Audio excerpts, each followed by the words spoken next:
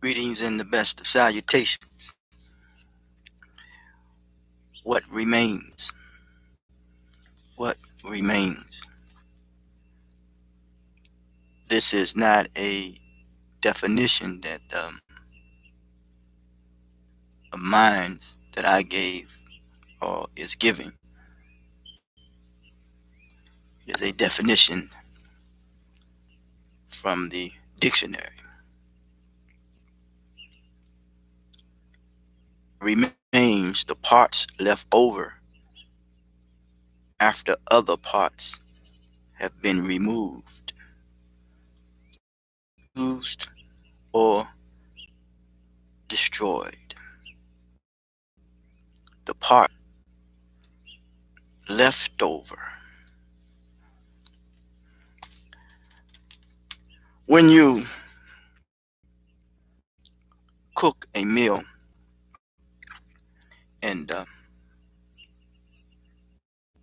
there's leftovers for the next day, some of those leftovers are taste pretty good.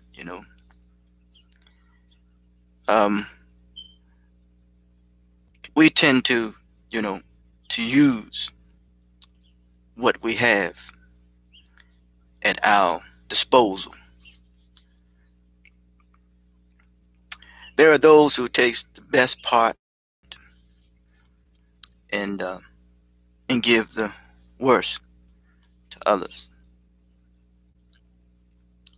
But if it says something that has been removed, that means something or someone may not be able to find his or her bearings. And if you have been removed and uprooted from somewhere, and then you become not equipped and prepared for the place in which you now reside. And that has something to do with one's thinking, it has something to do with one's interactions and the manner and way in which we have been equipped and prepared. Because if one have been used and abused, then he or she, more than likely, of course, will misuse and abuse others. But then there are those who, in their mindset, if there are body parts that remains and people may see that it could best serve the interest for those who are amongst the living, then people will use that. But what's this all about? We want to deal with socialization and orientation. What remains? I encountered something in life, and many do, in a performance based culture or in the society in which one lives. When it comes to our social interaction acting skills, and even when it comes to interacting with what is called women, there are some cultures or people who have money and they teach their children certain etiquette. They teach them how to interact and be a gentleman, and how to, engage and treat women. Then there are those, unfortunately, who learn on the fly. And as they learn on the fly, they may not know how to go about and treat a woman. Or the other side of that is the same as the woman in manner and way in which you treat a man. And possibly we must learn how to treat one another. Someone said if a person don't treat you right, don't teach you right, they won't treat you right. So I say that we must go through a re-socialization process, new ideas, new norms, and new beliefs. So this socialization refers to a process through which the individual become familiarized to the society or the group. You know, there's a saying that familiarity breeds contempt. And then we deal with orientation. Orientation refers to a process through which the individual is introduced to the new environment. From a child's conception, he or she is introduced into an environment. He becomes aware, aware of his or her potential to succeed, to be successful. But then somewhere along the way, he or she may engage in someone or in an environment that has contaminated and corrupted his or her thinking, his or her interaction, his or her engagement with self and one with another. It seems though that there are certain ethnic groups that may use it. Some people just learn on the fly. And some people are more equipped and more prepared and more trained. If they're more equipped and more prepared and more trained, we can see the success rate of individuals who go to college or go to school, who learn a trade. Booker T. Washington was talking about it, and W. Du Bois talking about education, but they were equipped and prepared to deal with the society and the environment in which they are venturing into. Now, some still learn on the fly, but then they will maybe hook up with another group of people or individual to help teach them the ropes. You got to give credit to those who have been successful in their financial endeavors, that they will use their resources to teach them the manner and the way in which how you're supposed to represent yourself.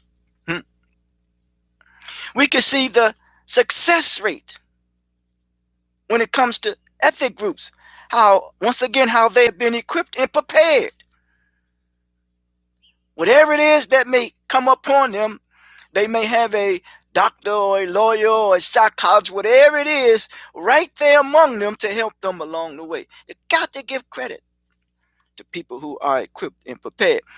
But then there are those who, in the religious belief and their moral and their ethics, they will take a certain passage and they will read it because they say that they have some type of knowledge or some type of information that they have. Now they have a somewhat of a think they have a monopoly on intelligence. And then there are those who use that for means of money and exploitation, but not in the purest sense for the development of one's intellect, for the betterment of humanity. We just do things just to be seen. So, what remains of that which was right here before us when it comes to our potential? What remains of our potential to be successful and decent and whole and healthy human beings? What remains of our intellect, our intelligence? What remains of our resources? What remains? That's the question. What remains? What is the condition of that which remains? And if we understand the condition of that which remains, if it's in a worse state, if it's not designed to help develop one's intellect for the betterment of humanity, if it's not based on greed, if it's not based on turmoil, if it's not based on corruption, if it's not based in chaos, if it's not based in confusion, if it's not based in self-aggrandizement, then if it's not based in illusions of grandeur, if it's not based in narcissism, what remains? What is the remains of our humanity? Huh? We go to school, we get an education, we learn certain knowledge, molecules, atoms, all these things that we say that we learn. Has it helped give us a better opportunity, a better chance in our choices, in our decisions that we make, in sustaining, in supporting a healthy, whole lifestyle? What remains? What remains of you? I believe there was a song by the name of Gil Scott Heron. He says, "Pieces of a man." So we must put the pieces that has been broken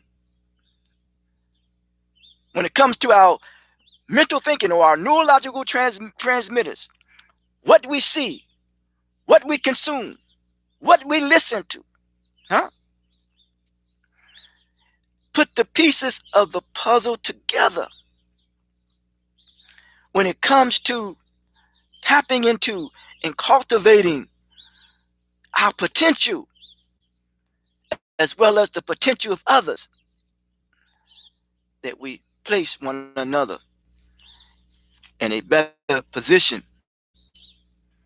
to excel and succeed. And in the words of, paraphrasing the Booker T. Washington, he said about success, success is not dealing with one's status in life or one's position, just the obstacles that he had to go through to get to where or she is. And we must be goal orientated, because a problem becomes a problem when one takes his or her eye off their goal. Orientation precedes education, and discipline precedes knowledge. What remains? Talk to you.